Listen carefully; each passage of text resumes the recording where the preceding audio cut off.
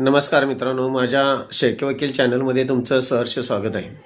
मित्रांनो, ज्यावेळी आपण मेहरबान कोर्टामध्ये दावा दाखल करत असतो त्यावेळी 10 ते 12 वर्षे एकाच स्टेजवर दावा हा प्रलंबित मेहरबान कोर्टात असतो आणि प्रश्न असा पडतो की दावा काढून घ्यायचा का, दावा पुढे का जाईना.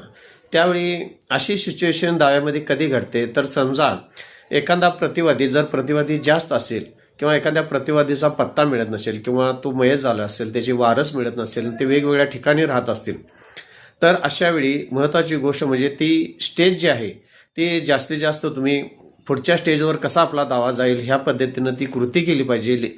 लिगल प्रोसिजर त्या पद्धतीनं तुम्ही जी काही कामं असतील पुढचं आदेशाची ती करून घेतली पाहिजेत किंवा समन्स वेळेवर तुम्ही लागू करून घेतला पाहिजे. म्हणजे तुमचा दावा 10 ते 12 वर्षे एका स्टेजवर जर असेल तर तुम्हाला पुढची स्टेज घेऊन तुमचा दावा पुढे चालू शकतो.